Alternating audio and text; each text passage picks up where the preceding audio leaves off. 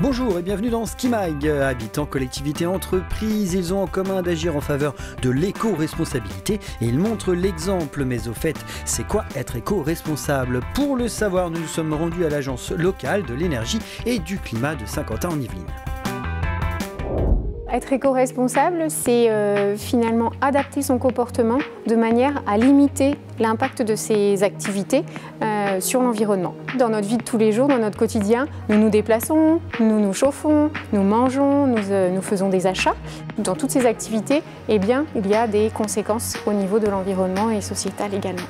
Et être éco-responsable, ça passe aussi par la maîtrise de sa consommation énergétique. Ça tombe bien, l'ALEC est aussi là pour conseiller les particuliers, les professionnels ou les collectivités afin de maîtriser au mieux leur consommation énergétique. Tous les ans, elle propose ainsi à des familles saint-quentinoises de passer l'hiver en éco-responsabilité à la faveur du défi famille à énergie positive. Volontaire l'an passé, Charles Renard n'y a trouvé que des avantages et a conservé de bonnes habitudes. Ça, c'est ce que j'utilise pour me chauffer, ce sont des petits granulés de bois. Donc, ce poêle a l'avantage en fait, de pouvoir chauffer donc, la pièce principale. Donc là, on voit bien la flamme ici, mais en fait, je suis aussi donc, équipé avec un chauffage central, c'est-à-dire que donc, il chauffe de l'eau qui est donc diffusée dans toute la maison. Donc ça, c'est pas forcément un système, on va dire, qui est plus économe qu'un autre. C'est juste que là, on a de l'énergie qui est donc renouvelable, qui est du bois et qui donc n'est pas issue d'énergie fossile.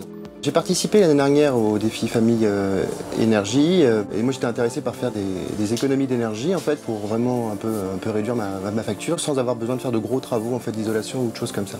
La moyenne de tous les participants c'est autour de 8% et nous on a réussi à atteindre presque 30% d'économie, ça dépend sur les postes, que ce soit donc de chauffage mais aussi d'électricité. Il y a plein de petits gestes auxquels on ne pense pas, mais qui marchent en fait très bien. Bon, déjà, c'est d'essayer d'éteindre toutes les lumières quand on n'est pas dans la pièce. Ça fait déjà des sérieuses économies. Après, on peut aussi s'équiper en lampes basse consommation. Dégivrer aussi son réfrigérateur et son congélateur au moins 1 à 2 fois par an. J'ai installé des interrupteurs sur à peu près tous les équipements de la maison.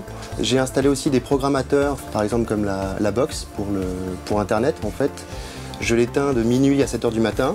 Ce qui me fait à peu près un tiers de consommation électrique de moins sur une box. Alors ce qui est bien, c'est que dans le défi, il nous donne une boîte avec laquelle on peut mesurer tout. On peut mesurer les consommations instantanées de tous nos équipements électriques, les débits d'eau. Je vais vous montrer, enfin, on a vraiment un débit qui est toujours intéressant, sauf qu'effectivement là c'est de l'eau mélangée avec de l'air.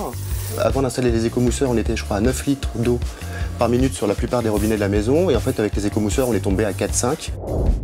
Et si, comme la famille Renard, vous souhaitez nourrir votre fibre éco-citoyenne, des associations locales peuvent vous y aider.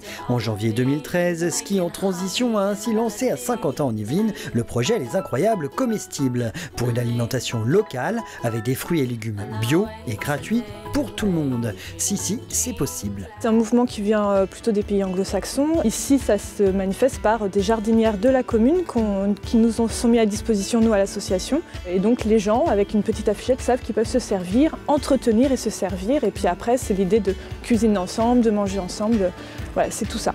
La mairie ne plantait plus ces jardinières parce qu'elles étaient dégradées. Et depuis qu'on plante des légumes et qu'on a cette petite affichette, elles sont préservées, respectées. Et du coup, la commune, ça lui a rien coûté et au contraire, ça valorise son cadre de vie aussi. Et de fil en aiguille, le centre social nous a contactés pour dépasser juste le stade de ces jardinières et maintenant travailler avec les habitants sur le quartier qui est derrière nous, l'idée de faire des mini potagers au pied des immeubles. Dans les mois qui viennent, on va refaire des ateliers de semis, de bouturage, et on va planter ces jardinières et aussi de nouveaux potagers.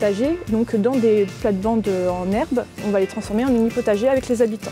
Alors du coup ce projet effectivement il a essaimé puisqu'il y a des projets à La Verrière et à Montigny qui se sont mis en place avec soit une école, soit les services de la commune sur des nouveaux bacs qui ont été créés spécialement pour ça.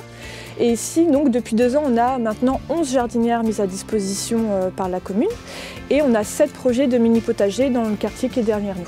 C'est clairement pas le moment où c'est le plus beau à voir puisque ça c'est les plantes qu'on a semées l'année dernière qui résistent à l'hiver, qui sont plutôt des vivaces ou des petits arbustes, mais effectivement dans les mois qui viennent on va planter des courges, des tomates et ça, voilà, au mois de mai-juin ça sera beaucoup plus joli.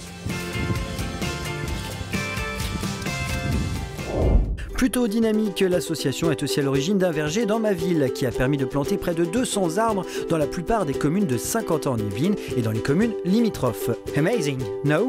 L'idée d'un verger dans ma ville, c'est de réapproprier le fruitier par les habitants et que On peut planter les fruitiers un peu partout dans la ville. C'est mon verger. La ville devient un énorme verger. On plante dans les écoles, dans les espaces publics. Sur toute l'agglo, et maintenant, ça fait tellement qu'on a du mal à compter. Probablement au niveau des arbres, depuis 2011, 190 arbres. Nous avons commencé à manier et maintenant nous avons planté pratiquement toutes les écoles maternelles et primaires avec mon arbre fruitier à l'école. C'est un projet en continu. On vient, on plante avec les enfants. C'est les enfants qui plantent leurs petits vergers. Pommes, poires, prunes, pruniers, cerisiers, les petits fruits pour les tout petits. Un verger dans ma ville, c'est devenu un projet à référence internationale. On était cité dans un des livres par le fondateur de la ville en transition, justement, comme un exemple de comment les habitants peuvent changer le monde, changer le monde où ils vivent. Et ça prend une telle ampleur que les autres villes ont envie aussi de faire la même chose. Au Canada, la Belgique, la Suisse, et on a un jumelage avec une ville en Écosse. Alors, bientôt tous éco-responsables, c'est ce qu'espèrent en tout cas monsieur et madame Brisson, lauréats du concours de la Maison Économe 2013 pour les travaux effectués dans leur maison. Ce qui nous a motivés, c'est la recherche dans un premier temps d'un meilleur confort. Nous, on a commencé déjà par changer donc, tout ce qui était tous les ouvrants, c'est-à-dire les fenêtres, les volets, la porte d'entrée avec du double vitrage, une meilleure isolation. Alors, au niveau de la toiture, ça c'est un deuxième plan, c'est donc les panneaux photovoltaïques. On ne produit pas pour nous parce qu'aujourd'hui, c'est pas possible quand on est dans le cadre d'une rénovation. Donc on produit pour le RDF. Voilà, 2500 kg et en euros, ça fait à peu près 1400 € à l'année. Donc on vend pour 1400 € d'électricité. On a fait poser donc des pompes à chaleur pour remplacer là notre chauffage électrique. Alors là par contre, on fait une économie certaine en termes d'électricité et on a un confort de chauffe alors là qui n'est pas comparable à ce qu'on avait avant. Parallèlement aux pompes à chaleur, on a fait installer aussi un chauffe-eau thermodynamique. On avait donc une fosse septique, donc on avait la possibilité soit de combler la fosse septique avec de la terre, du gravier, tout ce que vous voulez, soit la récupérer, la faire nettoyer bien évidemment, ce que nous avons fait. Et donc on a donc une récupération de l'eau de pluie dans cette ancienne fosse septique. Des travaux utiles et bons pour la planète mais qui ont, et il faut le savoir, un certain coût et qui ne seront pas amortis tout de suite. Entre les pompes à chaleur et le ballon d'eau chaude, c'est un investissement grosso modo 20 000 €. Donc 20 000 €, compte tenu, si vous voulez, donc de l'économie qui est faite, je pense qu'on peut avoir, comme je vous disais tout à l'heure, un retour sur investissement, mais certainement pas avant 8 ans.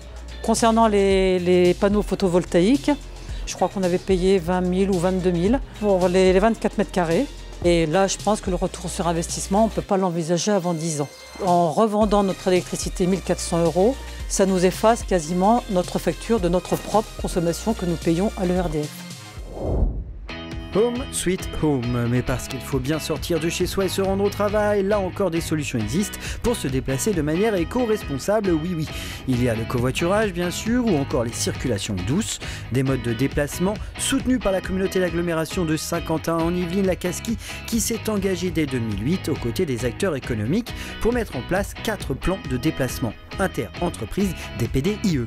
Une quarantaine d'entreprises du territoire sont aujourd'hui fédérées pour favoriser ces déplacements à l'image du Crédit Agricole. Bonjour Jacques Baume, alors dites-nous tout. C'est aujourd'hui participer aux différentes actions du plan de déplacement inter-entreprise mis en place par la Casquie pour faciliter ou trouver des solutions pour faciliter les déplacements de nos collaborateurs. C'est vrai que nous avions l'habitude de prendre très souvent notre voiture ou les transports en commun, ainsi de suite.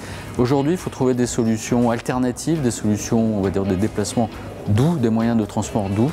C'est dans ce cadre-là que nous essayons, avec les partenaires ou les entreprises du territoire, de trouver des solutions adaptées. Nous sommes présents depuis plus de 30 ans, mais aujourd'hui, depuis 1 an, nous sommes en train de transformer notre campus de Saint-Quentin en Yvelines. Et à l'été 2016, nous serons 5000. Donc il faut trouver des solutions. Une des solutions, c'est le vélo électrique.